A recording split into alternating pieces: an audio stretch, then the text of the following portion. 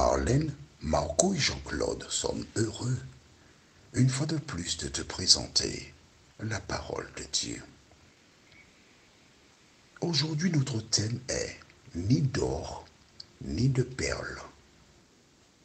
Nous aurons deux références. 1 Timothée 2, verset 10 et Genèse 1, le verset 31. Genèse 1, le verset 31 et 1 Timothée 2, versets 9 et 10. Juste avant d'aborder notre sujet, recherchons la présence de l'Éternel, qui seul nous permettra de comprendre la parole. En un mot, prions notre Seigneur et notre Dieu. Le thème de ce mois, c'est la femme. Un sujet qui est simple, mais qui est fondamental. Alors que nous approchons de la vérité, que le Saint-Esprit continue de nous éclairer, nous t'en prions, au nom de Jésus, pour ta gloire éternelle. Amen. Quand j'étais enfant, j'avais une habitude. Lorsqu'on me servait le repas, il y avait des crudités, il y avait des féculents, parfois il y avait des légumineuses, c'est-à-dire lentilles, haricots rouges, etc. Mais nous mangeons de la viande. Il y avait un morceau de viande. Et qu'est-ce que je faisais? Je mangeais d'abord les crudités, les féculents, c'est-à-dire igname, riz, pâtes, etc. Les légumineuses.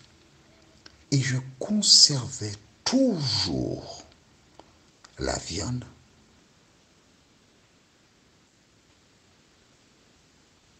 pour la conserver.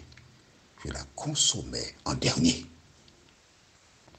Parfois, nous avons habité à Sainte-Marie. Il y avait une dame qu'on appelait Alice qui faisait des acras. Elle mettait probablement de la bicarbonate, mais mettait quelque chose. Lorsque tu achetais un acra des mains d'Alice et tu mordais l'acra, tu entendais crac. Elle mettait aussi du piment en conséquence. Et c'est là que j'ai appris à apprécier des acras. Des acras, pour moi, sans piment, ce n'est pas acra. Du boudin blanc, sans piment, ce n'est pas du boudin. Et quand j'avais reçu mon pain le matin pour le petit déjeuner, je regardais par terre, je cherchais 5 centimes. Et dès que j'avais trouvé 5 centimes, j'allais voir Madame Alice avec mon pain déjà. Et quand je lui donnais 5 centimes, elle me donnait une marinade. Et je mettais la marinade à la fin du pain. Je mangeais, mais j'attendais d'arriver vers la fin du pain. Et quand j'avais entendu craquer sous mes dents, je savais que je commençais à manger la marinade. C'était bon, croustillant. Pourquoi je te parle de cela? Tout simplement pour te rappeler que lorsque Dieu a achevé de créer la terre, les arbres, les animaux, l'homme, la dernière création de Dieu, celle qui détermine la qualité de vie, c'est la femme. Amen. Mais oui, il faut dire Amen. Et la Bible nous dit je l'ai lu, mais si on a lu ça déjà dans Proverbe 18, verset 22, celui qui trouve une femme trouve le bonheur, c'est une grâce de l'Éternel. Mais attention, de la même manière que la femme donne le bonheur à l'homme, le diable s'est organisé aussi pour que des femmes donnent le malheur en lieu et place du bonheur. Rappelle-toi, nous allons dans le livre de Genèse, chapitre 3. Le verset 6 déclare: la femme vit que l'arbre était bon à manger et agréable à la vue, et qu'il était précieux pour ouvrir l'intelligence. Elle prit de son fruit et en mangea. Elle en donna aussi à son mari, qui était auprès d'elle, et il en mangea. Depuis le jardin d'Éden, de par la manière qu'Adam agissait à l'endroit d'Ève, il l'avait mis sur un piédestal. Il démontrait son amour. Il était attentionné. Il était doux. Il était bon. Et Ève, profitant de la circonstance, que fait-elle? Elle décide de prendre le contrôle de la situation. Elle décide d'imposer sa perception, sa volonté. Son époux est près d'elle.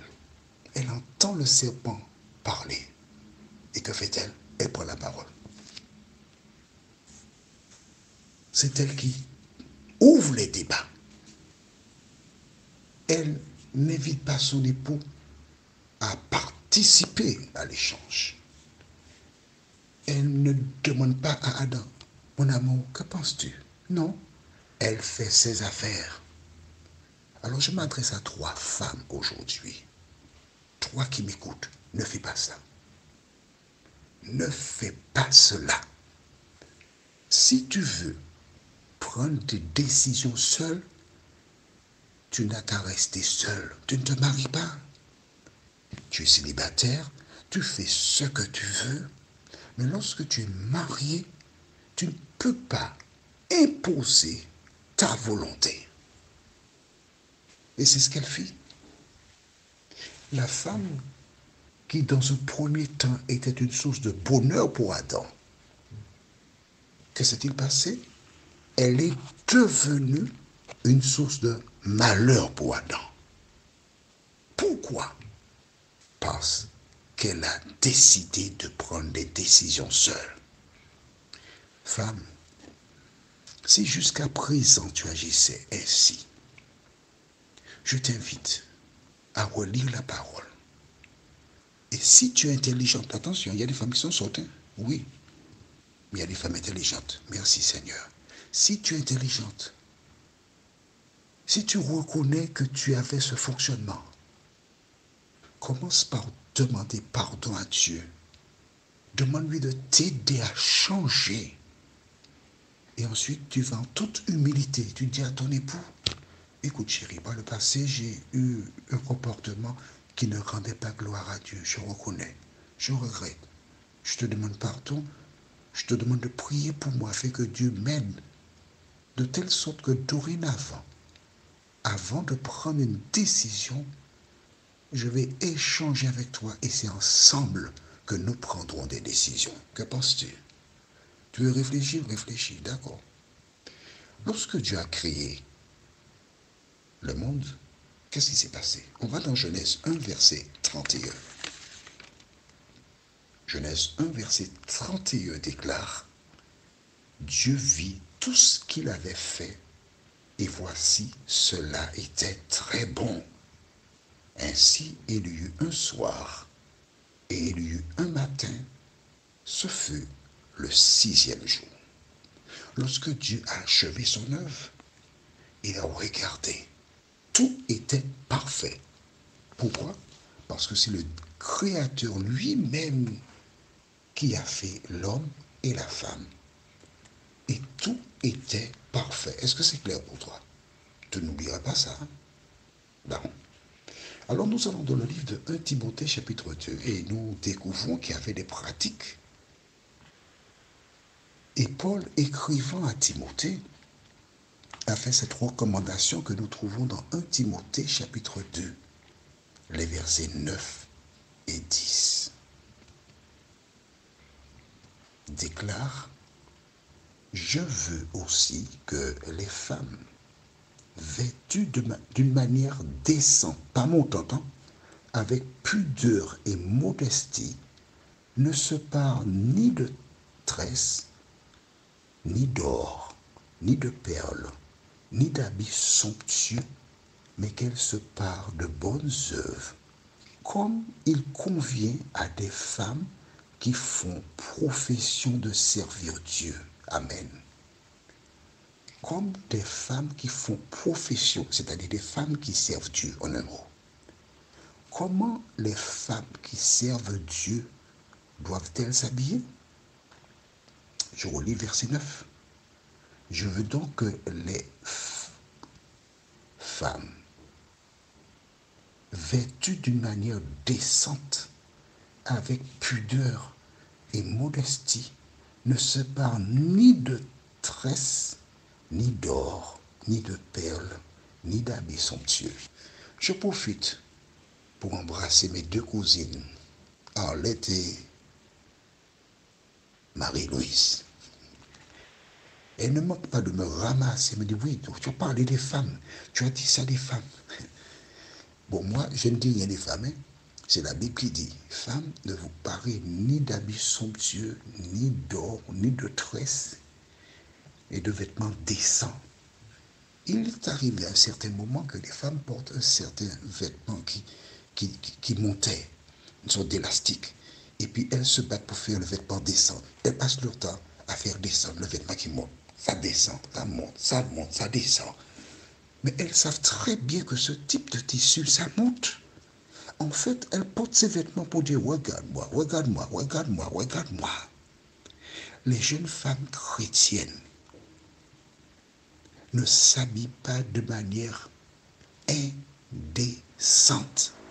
Elles s'habillent avec des vêtements descendants qui ne montent pas leur corps. Aujourd'hui, plus que jamais, nous sommes inondés de vêtements. Pantalon taille basse, quand elles s'asseyent, on voit le début de la fente que tu sais. Des vêtements moulés montrant les formes du corps. Et de plus en plus, le monde est inondé de ce type de vêtements. En revanche, si on regarde un homme, il est toujours vêtu de la même manière, propre. Si des hommes font la queue pour regarder des femmes vêtues de manière indécente, jeune femme, écoute-moi bien, ils font la queue pour passer à l'arrêt du bus, rester un petit moment, puis repartir dans le bus. Et tu seras comme un arrêt de bus. Personne ne reste dans l'arrêt de bus. Tu n'es pas un urinoir. Tu es une personne créée pour être respectée et apporter le bonheur à une seule personne. Prions, Seigneur. L'ennemi incite des gens à partir à la recherche comme des chasseurs, comme des pêcheurs qui mettent un appât dans un hameçon afin de récupérer des poissons. Mais une femme chrétienne ne se comporte pas comme les femmes du monde.